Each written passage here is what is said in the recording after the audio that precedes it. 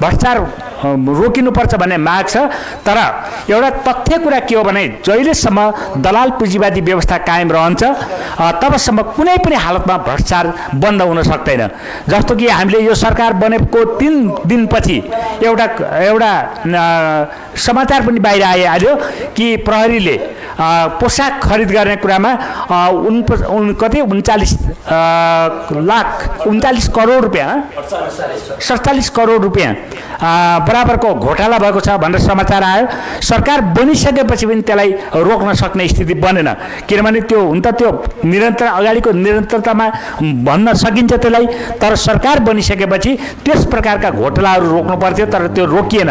रोकेका समाचारहरू पनि आएन, त्यसलाई खारेज गरेको कुरा पनि आएन या त्यसलाई पुनर्विचार गरेको कुरा पनि आएन, किनभने यो व्यवस्था भनेको यस्तो व्यवस्था हो जहाँ चाहिँ भ्रष्टाचार हुने कुरा, तस्करी हुने कुरा, व्यथिति हुने कुरा, यो नातावाद कृपावाद हुने कुरा, यो भित्र राष्ट्रघात हुने कुरा अनिवार्य शर्त हो।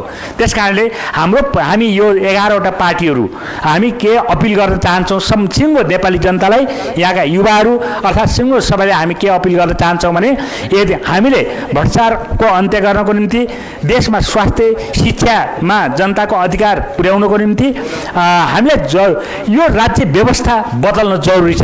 अहिलेको दलाल पुँजीवादी व्यवस्थालाई बदल्न जरुरी छ, तर यो दलाल पुँजीवादी व्यवस्थाबाट झन् अहिले यो अन्तरिम सरकार बनेको छ, यो यथास्थितिको आवरणमा यो पश्चगामी सरकार बनेको छ र अहिले यदि हामीले जनताले प्राप्त उपलब्धिहरूलाई रक्षा गर्ने हो भने अहिलेको यथास्थितिको अन्त्य गरेर अग्रगामी दिशातिर जानु मात्र एउटा विकल्प हुने गर्छ। आज हामी 11 घटक यो कार्यक्रममा जम्मा भएका छौँ र अरूलाई पनि हामी आह्वान गर्छौँ, बाहिर रहेका सबै घटकहरूलाई पनि हामी फेरि पनि यसमा समावेश हुन आह्वान गर्छौँ र आजको कार्यक्रमको जुन यो विज्ञप्ति छ त्यो पढेर सुनाइदिनु हुन म कमरेड धर्मेन्द्र बास्तोलाजीलाई निम्ति आउँछु। कमरेड धर्मेन्द्र बास्तोला। यसमा उपस्थित पत्रकार साथीहरू, दाजुभाइ तथा दिदीबहिनीहरू, हाम्रो पार्टी र हाम्रो यो 10-11वटा पार्टीको तर्फबाट हार्दिक क्रान्तिकारी अभिवादन। हामी सबैलाई थाहा छ कि नेपालमा एउटा ठुलो आन्दोलन भयो। यो आन्दोलनको पृष्ठभूमि नेपालका शासकहरूले गरेको भ्रष्टाचार, व्यथिति, उनीहरूले गरेको महँगी, त्यसले पैदा गरेको महँगी, देशका उद्योगहरू समाप्त पार्ने कुराहरू बन्द गर्ने, निजीकरण गर्ने, स्वास्थ्य शिक्षामा निजीकरण गरेर चरम प्रकारको शोषण उत्पीडन गर्ने, विदेशमा युवाहरूलाई निर्यात गर्ने, त्यहाँबाट विप्रेषणमा पठाएको पैसाले तिनका कुलीन छोराछोरीहरूले एउटा विलासिताको जीवन व्यतीत गर्ने, ती कुलीन नेताहरू जसले राजनीतिक प्रणालीलाई सिन्डिकेट र कार्टेल गरेर चलाइरहेका थिए, त्यो नोकरशाह र राजनीतिज्ञहरू, यो कारणले चाहिँ एउटा आन्दोलनको आवश्यक थियो। देशभित्र जनताले परिवर्तनको अनुभूति गर्न पाएको स्थिति थिएन र एउटा आन्दोलनको आवश्यकता थियो र विभिन्न राजनीतिक पार्टीहरूले सङ्घर्ष गर्दै गए पनि त्यो एउटा विस्फोटको अवस्थामा पुगेको थियो र यो विस्फोट भयो र तर त्यो विस्फोट भइसकेपछि त्यसलाई चरम प्रकारको दमन गरियो र त्यो दमनपछि जनताको प्रतिरोधले एउटा त्यति बेलाको सत्ता धाराशाही भयो। संसदवादी पार्टीहरू, दलाल पुँजीवादी वर्गको प्रतिनिधित्व गर्ने संसदवादी पार्टीहरूको सरकार धाराशाही भएर अहिले एउटा अन्तरिम सरकार चाहिँ बनेको छ। यो पृष्ठभूमिमा यहाँ धेरै कुराहरू चाहिँ छन्।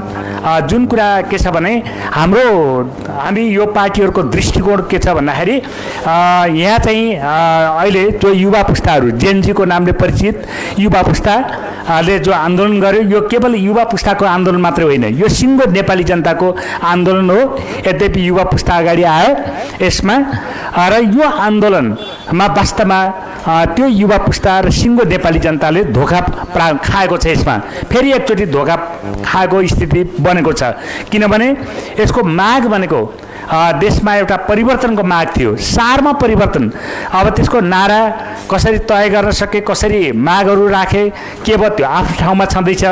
तर यसको सारमा के थियो भने देशको यो परिवर्तनको कुरा थियो, तर त्यो परिवर्तनमा फेरि एकचोटि धोका खान गएको छ। र नेपाली कम्युनिस्ट आन्दोलनमा अर्थात् नेपालको वर्ग सङ्घर्षको प्रक्रियामा, नेपाली समाजको प्रक्रियामा नेपाली आन्दोलनकारीहरूले बारम्बार धोका खाँदै आएका छन्। 6 सालको कुरा गर्दाखेरि, 36 सालको कुरा गर्दाखेरि, 46 सालको कुरा गर्दाखेरि, 62-63 10 वर्षको जनयुद्ध पश्चात 62-63 को कुरा गर्दाखेरि अहिले पनि एउटा चाहिँ धोका खाने स्थिति पैदा भएको छ।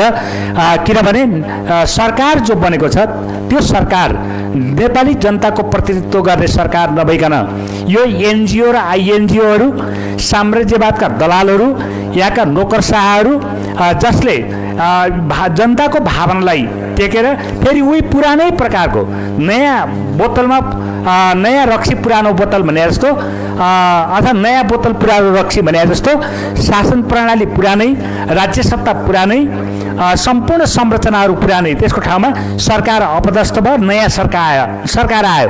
एउटा त्यो प्रकारको चाहिँ बनेको छ। अर्को कुरा के भएको छ भने देश चाहिँ के छ भने यथास्थितिको आवरणमा पश्चगामी अवस्थामा गएको छ। अहिले चाहिँ पछाडि फर्किरहेको छ र अनेक प्रकारका षड्यन्त्रहरू त्यहाँ चाहिँ चलिरहेका छन्। त्यसो गर्दाखेरि हाम्रो यो पार्टीहरू जति हामी 10-11वटा पार्टीहरू जो आन्दोलनमा हामी निरन्तर रूपमा सङ्घर्ष गरिरहेका छौँ, देशलाई बदल्नको निम्ति अगाडि बढिरहेका छौँ। हाम्रो कुरा के छ भने एउटा निर्णायक आन्दोलन जरुरी छ।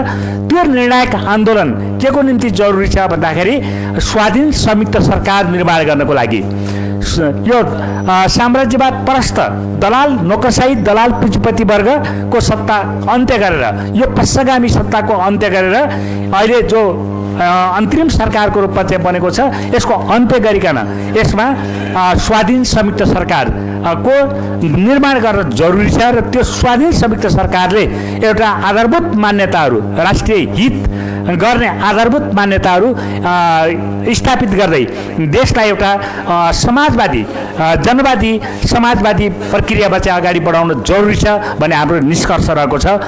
त्यही कुरा चाहिँ हामीले यो प्रेस वक्तव्यमा राखेका छौँ। म तपाईँलाई सर पढेर सुनाउँछु। साम्राज्यवाद प्रस्थ नोकरशाही दलाल पुँजीवादी व्यवस्थाको परिणाम देशमा भ्रष्टाचार, महँगी, युवा बेरोजगार, रोजगारी सिर्जना गर्ने राष्ट्रिय उद्योगहरू बन्द, औद्योगिक सम्पत्ति बेचबिखन, नातावाद, सत्तामा केही दल तथा तिनको गुट एवं गुटका पनि सीमित नेता र कार्यकर्ताको सिन्डिकेट र कार्टेल, शिक्षा तथा स्वास्थ्यमा निजीकरण, भूमाफिया तथा बिचौलियाबाट किसानका जमिनहरू बेदखली, बैंक र वित्तीय संस्थाबाट निरन्तर वित्तीय शोषण, किसान मजदुरमाथि चरम शोषण उत्पीडन, उपभोक्तामाथि दर्जनभन्दा बढी करको भारी, गरिबका छोराछोरीहरूले विदेशमा काम गरी पठाएको विप्रेषणमा कुलीन राजनीतिका सन्तानहरूको विलासिता जस्ता विकृति र विसङ्गतिले देशलाई विद्रोहको विस्फोटमा पुर्याएको थियो।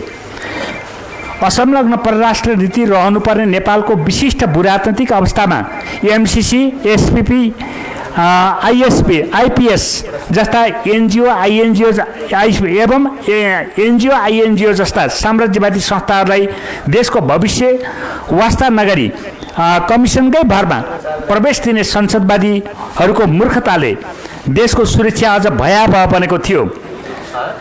भ्रष्टाचार र कमिसनबाट बदनाम सरकार र संसदीय व्यवस्थाको भण्डाफोर हुन थालेपछि आवश्यक नियम र विकल्प बिना सामाजिक सञ्जाल बन्द गरियो। यसले सामाजिक जीवनलाई अस्तव्यस्त मात्र पारेन, लाखौँ युवाहरूको जीवन र भविष्यलाई अन्यलतिर धकेल्यो। सुरुमा राजनीतिक स्थिरता, जननिर्वाचित कार्यकारी प्रमुखको व्यवस्था, पछि भ्रष्टाचारको अन्त्य र 47 साल यताका उच्च पदस्थहरूको सम्पत्ति छानबिन र भ्रष्टाचारले कारबाहीको माग सहित भदौ 23 गते जेनजीको पहिचानमा युवाहरूको आन्दोलन भयो। त्यही दिन 19 जना युवाहरूको हत्या गरेपछि 24 गते स्वस्फूर्त रूपमा जनताको प्रतिरोध विकास भयो। भदौ 24 गते आन्दोलनलाई सत्ताधारीहरूले गरेको कुकर्मको झोकमा राज्यका राजकीय संरचना, व्यवस्थापिका, कार्यपालिका, न्यायपालिकामा रहेका भवनहरूमा आगो लगाउन दुरुत्साहित गरी राजनीतिक समस्यालाई अन्त्य मोड्ने कार्य गरियो। अग्रगामी संविधान निर्माण गर्ने जेएनजीको मागलाई पुरै व्यवस्था गरी अमेरिकी साम्राज्यवादको लगानीमा चलेका एनजिओ आइएनजिओका एजेन्टहरू सम्मिलित नोकरशाही दलाल पुँजीवादी सत्ता प्रतिक्रियावादी सरकार निर्माण गरियो। यसले नोकरशाही दलाल पुँजीवादी व्यवस्थाका अन्तर्निहित विकृतिलाई कहीँ पनि समाधान नदिने कुरा स्पष्ट छ। यसबाट स्पष्ट भएको छ कि नेपाली जनताले निरन्तर माग गरेको राज्य सत्ता परिवर्तन गर्ने आन्दोलनलाई शासकीय सत्ता परिवर्तनको चक्रव्यूहमा सीमित गरी आन्दोलन विरुद्ध ठुलो धोका भएको छ। यस प्रकारको धोखाधडीबाट मुक्ति पाउन जेएनजी युवाहरू स्वयंले राजनीतिक व्यवस्था संगठनात्मक प्रणाली लक्ष्य प्राप्तिका लागि प्रतिबद्ध सहितको कार्यदिशा कार्यनीति कार्ययोजना भएको राजनीतिक पार्टीको नेतृत्व निर्माण गरी अगाडि बढ्नु आवश्यक छ। निर्माण गर्न अगाडि बढ्नुपर्छ। राष्ट्रको जन र धनको रक्षा गर्नु सेनाको प्रमुख कर्तव्य हो। जनताको आन्दोलनको बलमा शासकीय सत्ता परिवर्तन हुने अवस्थामा मात्र होइन, राज्य सत्ता नै परिवर्तन हुने स्थिति आए पनि सेनाले राष्ट्रिय सम्पत्ति रक्षा गर्न सक्नुपर्थ्यो र सङ्घर्षशील शक्ति अग्रगामी भएको अवस्थामा नयाँ राजनीतिक शक्तिको पक्षमा उभिन सक्नुपर्थ्यो। आन्दोलनले न जेएनजी सहितको नयाँ राजनीतिक शक्तिको उदय हुन पायो, न अग्रगामी बाटो पहिलाउन। आन्दोलनलाई बिचैबाट प्रतिगामी र यथास्थितिवादी शक्तिहरूले अपहरण गर्न पुगे। अहिले राज्य सत्ता यथास्थितिको आवरणमा पश्चगामी सङ्घर्षबाट प्राप्त पश्चगामी बाटोमा रहेको छ र जनताका हक अधिकारहरू गुम्ने खतरा बढेको छ। यथास्थिति र पश्चगमनले जनताले लामो सङ्घर्षबाट प्राप्त उपलब्धिहरूको रक्षा गर्न सक्दैन। केवल समाजको अग्रगामी रूपान्तरणले मात्र जनताका अधिकारहरू रक्षा गर्न सम्भव हुनेछ। अहिले हाम्रो सामु जुन राजनीतिक व्यवस्था देखा परेको छ त्यसले राष्ट्रिय स्वाधीनतामाथि गम्भीर खतरा पैदा भएको छ। राष्ट्रिय स्वाधीनताको रक्षा गर्न, जनताको सार्वभौमिकता कायम राख्न, जनताको अधिकार समाप्त हुने अवस्थाबाट देशलाई बचाउन फेरि एकपटक देशभक्त जनवादी क्रान्तिकारी शक्तिहरू एकताबद्ध भएर स्वाधीन संयुक्त सरकार निर्माणको सङ्घर्षमा अघि बढ्न आवश्यक छ। यसका लागि सम्पूर्ण देशभक्त जनवादी प्रगतिशील र क्रान्तिकारीहरू एकताबद्ध हौँ, जनताको शासन स्थापना गर्न सङ्घर्ष गरौँ। आजका हाम्रा मागहरू निम्न प्रकारको रहेका छन्।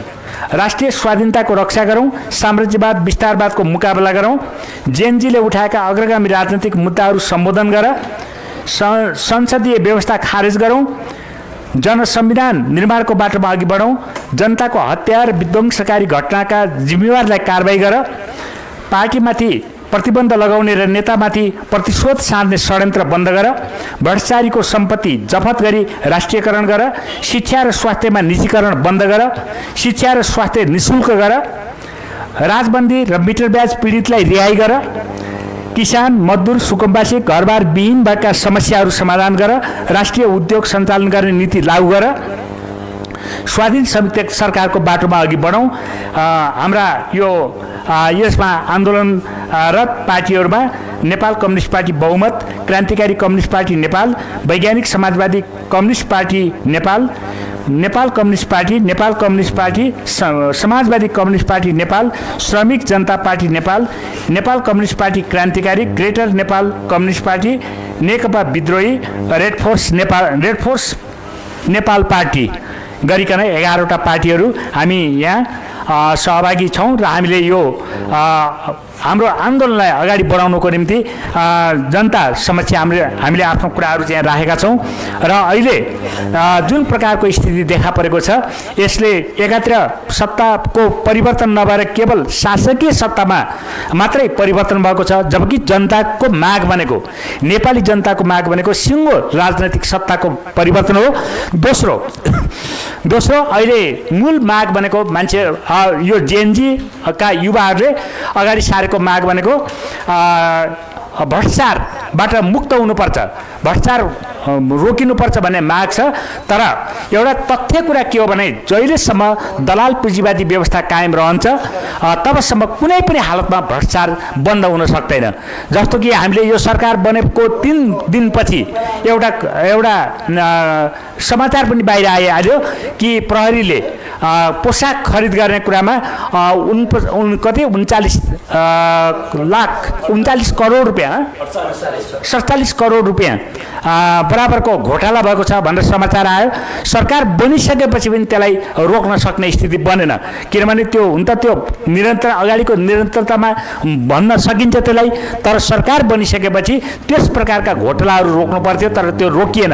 रोकेका समाचारहरू पनि आएन, त्यसलाई खारेज गरेको कुरा पनि आएन, या त्यसलाई पुनर्विचार गरेको कुरा पनि आएन, किनभने यो व्यवस्था भनेको यस्तो व्यवस्था हो जहाँ चाहिँ भ्रष्टाचार हुने कुरा, तस्करी हुने कुरा, व्यथिति हुने कुरा, यो नातावाद कृपावाद हुने कुरा, यो भित्र राष्ट्रघात हुने कुरा अनिवार्य शर्त हो।